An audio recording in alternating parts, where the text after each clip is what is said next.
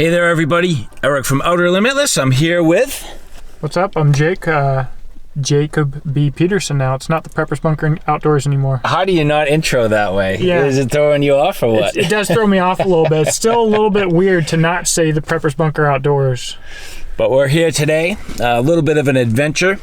We're going to be talking about Diamondback country knives. Now, Jacob, you kind of introduced me to these guys, and I know you go back quite a ways. Give me a little bit of background on these guys and what they do. So Diamondback Country Knives, this is owned by and made by Bobby Garza. I met him at Blade Show, and basically I was just immediately floored not only by his designs and attention to detail, but fit and finish as well. I mean, I could just tell that the guy not only was a perfectionist and an artist, like many of the people at Blade Show are, but I could tell by some of the design aspects that like they were meant to be used. Right. And I was immediately impressed by that.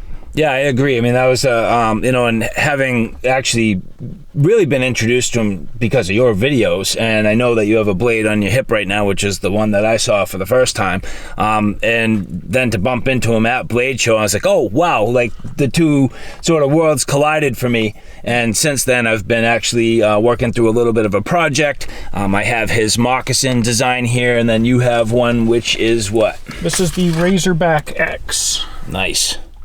And I beat the snot out of this knife. It's just absolutely beautiful.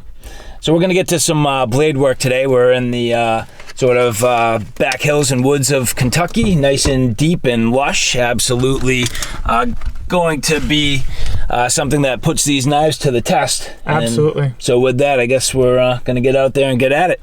Go have some fun. Nice.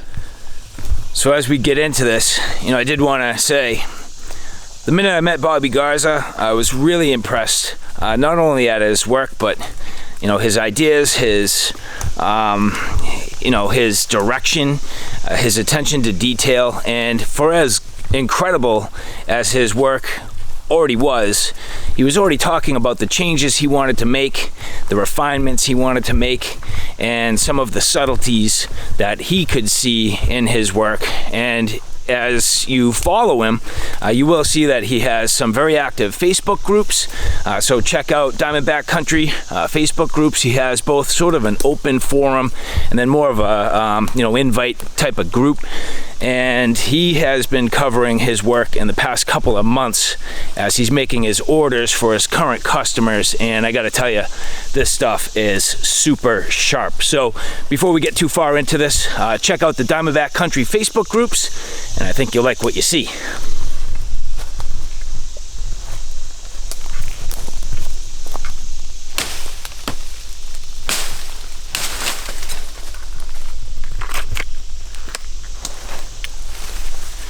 The spider stick, having all the leaves and stuff actually helps a lot catch the spiders. I learned the hard way. So you want something big and bushy. Keep them off your face.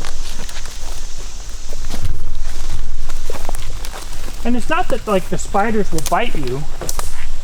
It's just when you get to your destination and you're covered in spider webs, it automatically is annoying.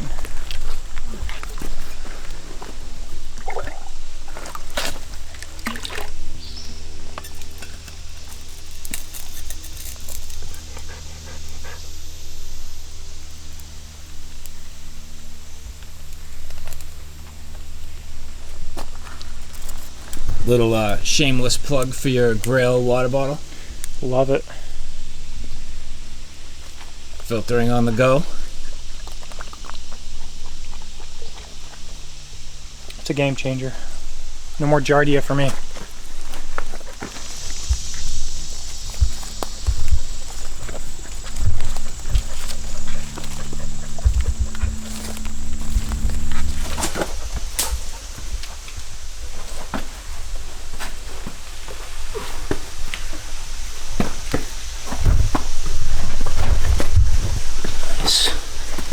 Dog has no problems, huh?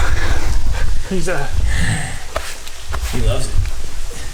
Yeah, this is his he's in his element in here. Yeah, very cool.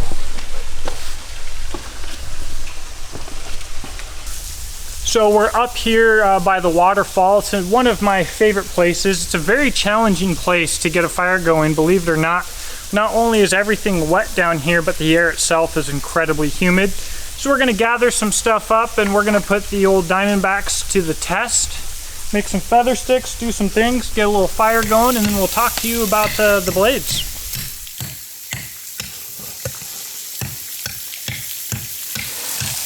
And so from my perspective, I live in a completely different environment, and I can tell you that with the humidity, the moisture of the wood, this is about as challenging of a place to actually start a fire as you can come across. The winter, the snow is less wet than this. And I would even go as far as to say being in the snow would be dry compared to where we are here. So, I mean, you could almost see the humidity in the air. It is that wet. So, as he mentioned, we're gonna put the Diamondback knives to the test. I know the knives will perform, but how are our fire making skills in this environment? Well, I guess we're gonna have to see. We'll hope for the best, but I think we'll succeed.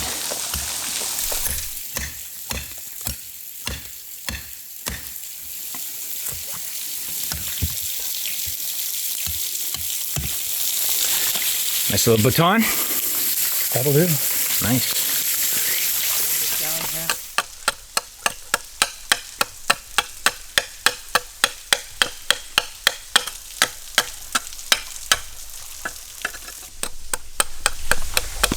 Just want to have a nice flat little area to do my feather sticks, to do my batoning, whatever else, especially since we're on a complete rock slab here.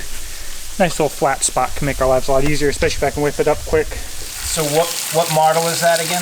This is the Razorback X. Razorback X. Yeah, so he's got a normal Razorback. His X models will be larger versions of his smaller models. Gotcha.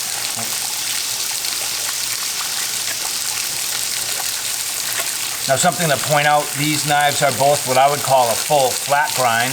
I mean, it's an extremely high saber. I would call it more of a full flat. I would, yeah. Yeah. For all intents and purposes, that's what it is.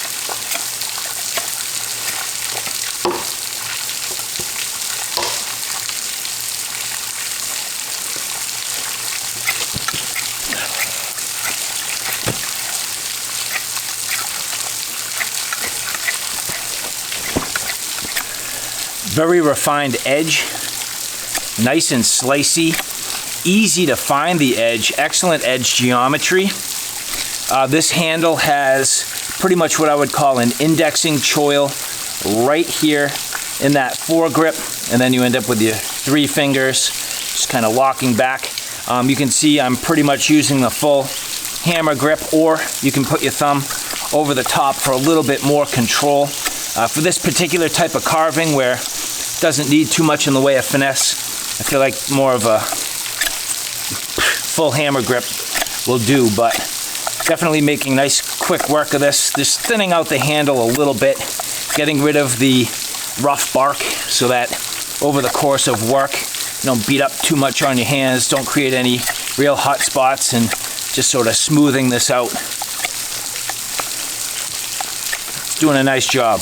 This one here, the moccasin. I love the way this looks. I love how everything is rounded out. And one of the things I was saying about Bobby Garza, who is currently sort of refining his methodologies, even some of the little spots here, he's working on rounding out even more. So this is good, very good. But his new models, you can see, are just even a little more refined. So those are some of the things that he's been working on. So a lot of really great subtle changes, but things that will add additional ergonomics when you're using the knife, and especially in hard use.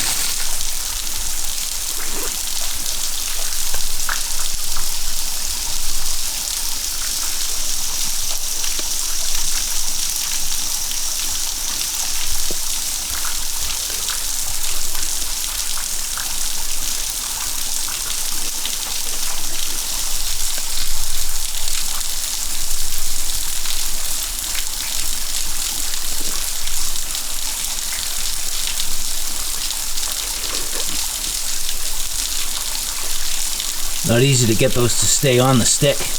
No, not especially not on this stick. Right.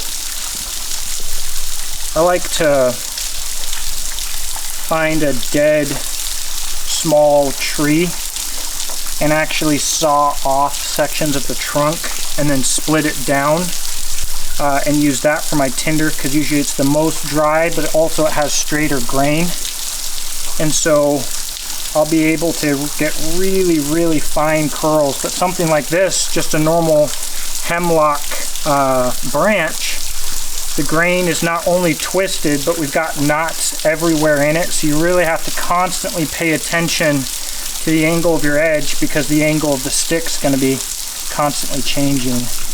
And so it's got to be sharp. It really helps to have fine edge geometry, and you got to know what you're doing for sure when you're trying to do a feather stick this way. So one thing to consider about these knives, again, going back to the fact that they're kind of, I guess, what I would call a full flat grind.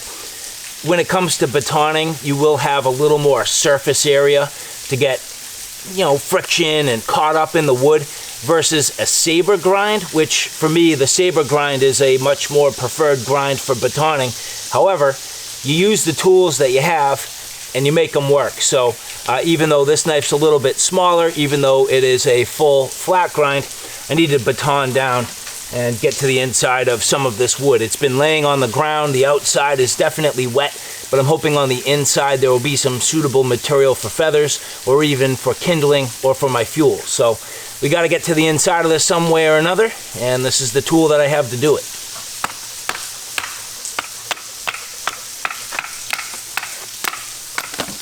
Of course, you can see things can land in the puddles. Not ideal, but we're working where we're working, and it is what it is.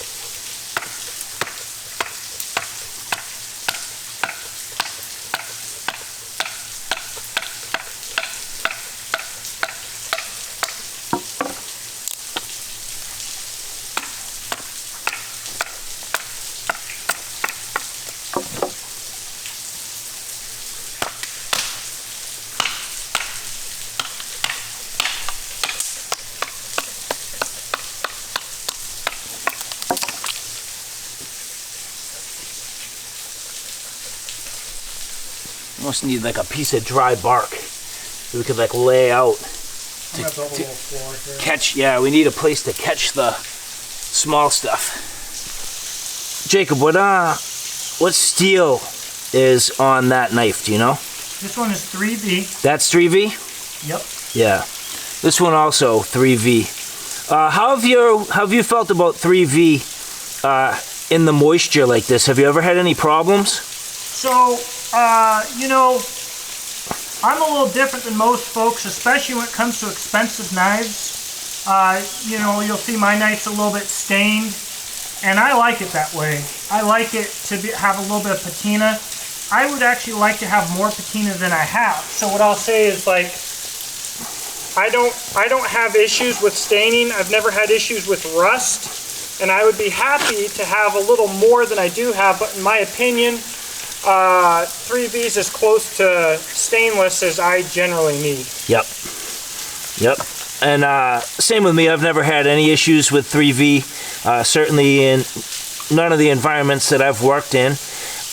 You know, I find that it performs very well. It's been fairly forgiving. Mm-hmm. I haven't had any edge issues. In fact, right here, even though I'm carving down onto a rock, I'm, you know, subtly nicking the edge from time to time by accident. I don't mean to. I'm trying to avoid it, but it's, you know, can't always avoid it. I need a place to catch these little curls. But I like 3V. I think it's a good steel. It's worked well for me.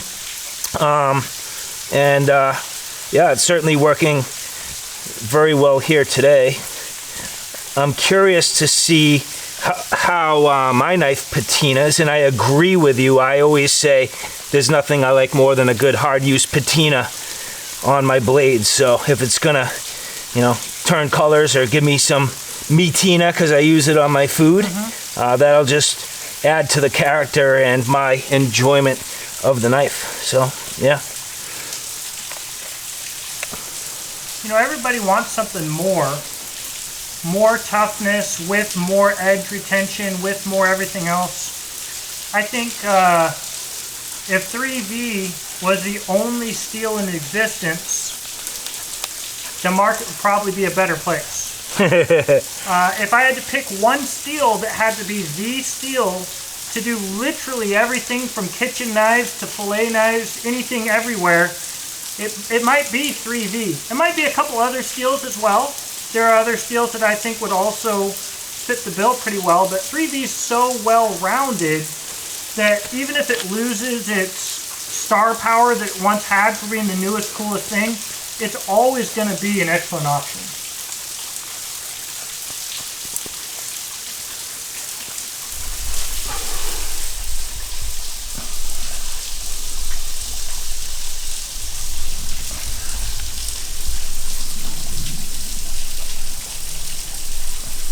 Want to try out this moccasin?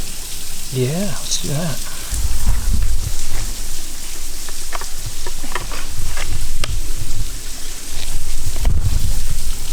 That's nice.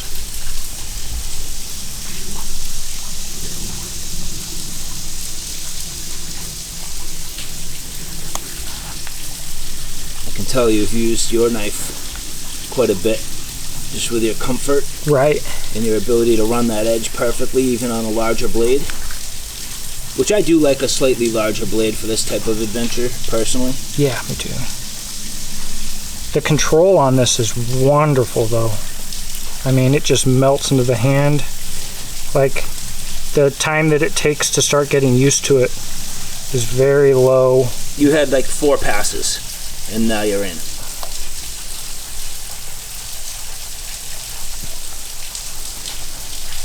Do you feel like the edge geometry is about the same?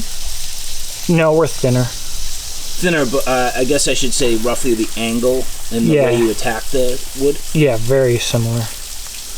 But it's easier to get finer curls. Little bit different. But the Razorback X needs to have a little bit different geo because it'll see so much more force from me beating on it being larger.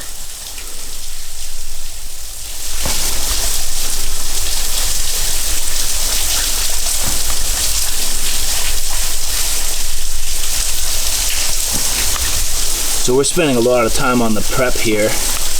I feel like you only get one real chance to light this fire, because if we burn through all our tinder and kindling, it's a lot of work and effort gone to none. So a little extra prep on these feather sticks will go a long way, wouldn't you say? Absolutely. Another feature on this particular knife, the fact that it has a squared 90-degree spine and then these awesome scallops, so you can turn the handle sideways, get right on, and scrape some fuzz. We got Jacob doing the same thing, and let's see what we can do. I'm going to try to capture as much as I can and hopefully keep this fairly dry. This is going to be the critical start of the fire, so I'm just trying to make a little nub here and gather this without it getting at all wet.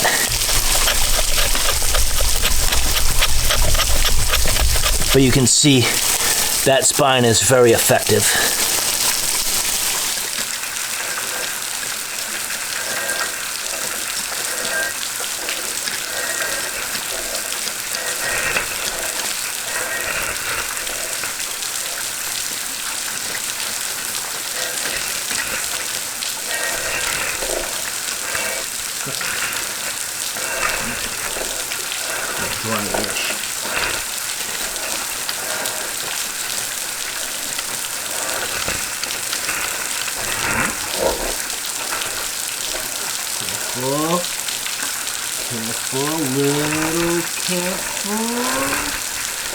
Come on, baby.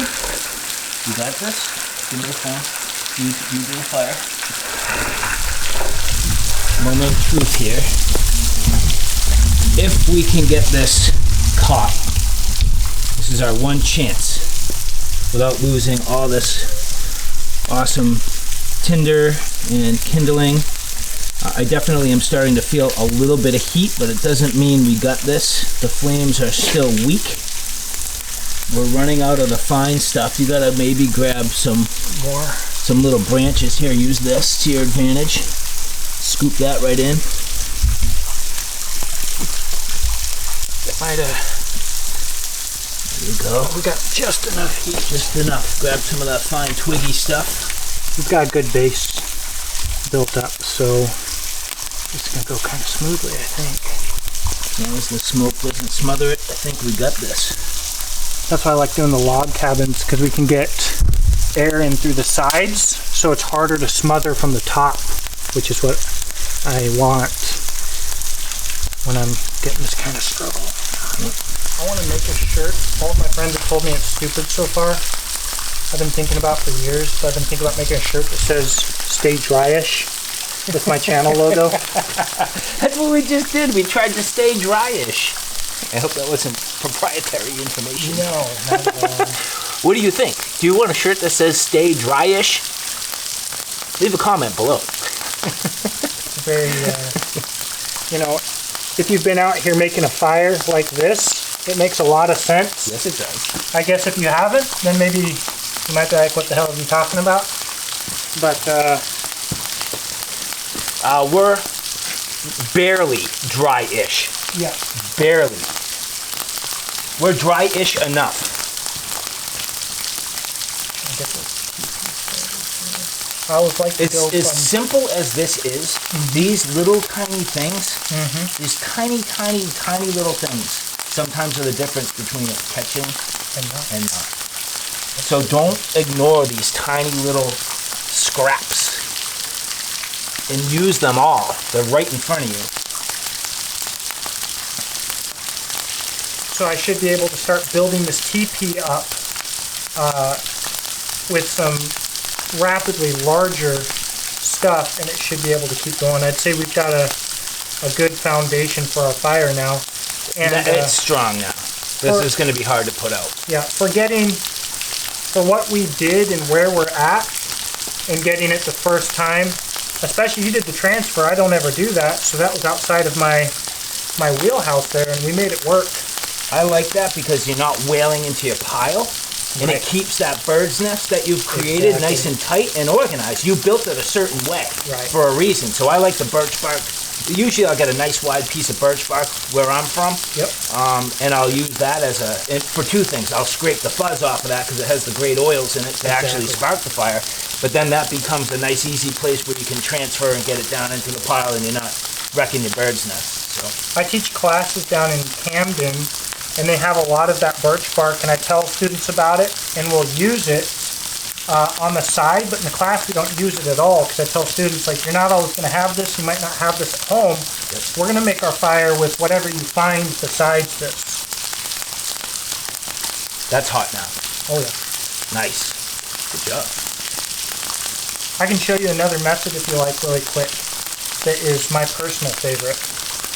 So I like using a large knife with my ferro rods, and my favorite method is I'm going to put my knife onto my boot like this and draw a cross into my bird's nest, because generally speaking, I can throw sparks that are just wild. There's that. This is why I love my Exotac. I'm going to reach out, I'll reach out, or just actually really go on Amazon, buy a new rod, and rock and roll. This method, the one downside, the method I just was showing you, is I can use a lot more force. I can get a lot hotter sparks, but I do take a lot of that ferro rod with me with each strike. All right, so at this point, success. Nice job. Obviously, we were able to get that going. I felt like it was a good combination. You needed the right tools for the job, but you also needed the skills. For sure, for sure. That's how it usually goes. And you know what? If you have the skills, you can make do with less, but it means more work.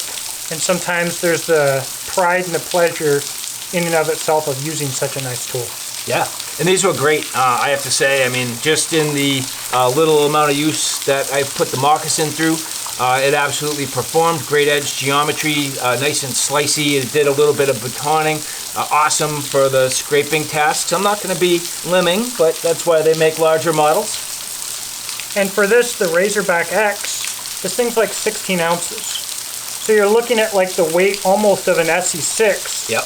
But the performance is just in a completely different world with the extra length and leverage. That's nice. Awesome balance. What would you say that starts at roughly about 2 inches and maybe flares out to just under 2.5, around 2.5. So it's got a pretty nice belly, nice sweet spot, and yeah, that is absolutely going to swing. 3/16 stock. Yep. So, you know, some guys, and especially these days, you see in, you know, some of the knife groups, they're like thicker and thicker knives and heavier choppers, but I would go as far as to say this is in an efficient size class. It's an efficient weight. Absolutely. So the 3V performed, man. That was great. Yeah, it's absolutely good stuff. So we have a couple of different sheaths here now. Just to clarify, at this time, I know Bobby is working on some sheath options, but they haven't quite come just yet. So you're kind of on your own. If you like these Diamondback country knives, you're kind of on your own to find a sheath option. Now I made do by stealing this. This is the Badger Claw Outfitters leather sheath. I stole it off another knife, and it's literally the perfect option for this. It fits the moccasin wonderfully, nice and efficient, simple, deep pouch leather sheath. Pretty basic, but you have a pretty killer kydex going here. So what do you have? So this is Black Bear custom kydex. There's so many bears that I deal with that sometimes I have to take a moment to pause and make sure I'm getting the right one. Black Bear custom kydex, absolutely beautiful, fantastic. Retention's ideal, and it's not too big. So this thing rides on the belt like a much smaller, lighter knife. It's there when I need it. It's out of the way when I don't. Retention's good enough, so I'm never gonna lose it. Yep. I know when it's in and when it's out, because I've got that nice click. And then when I go leather for custom, I usually go Spirit of the Bear Designs if I want something fully custom. Oh, more bears. Oh yeah, more bears. I'm telling you, everybody I work with is a bear of this or that or the other. It's wild. So nice. This is sweet. This is a nice rig. So if somebody would want one of these sheaths, you send in your knife. Yeah. And it's molded directly to your actual knife. Yep. Awesome. Yeah, so a sheath like yours is really nice. It's really convenient. It's nice to buy it off the shelf, and it's easy. But sometimes when you've got a bigger knife or one that you can't find an off-the-shelf leather sheath for, or sometimes when you just want a little bit more, getting one completely custom tailored to your knife, especially if it's a handmade custom, it really is. It's an extra investment, but I think it's worth it. Nice. Well, Jacob, we succeeded, man. I hope you guys enjoyed that. To Bobby Garza, thank you, man. Awesome work, beautiful work, and just a fantastic direction. Absolutely, absolutely. So, thanks, buddy. Absolutely, bud. Thanks for coming.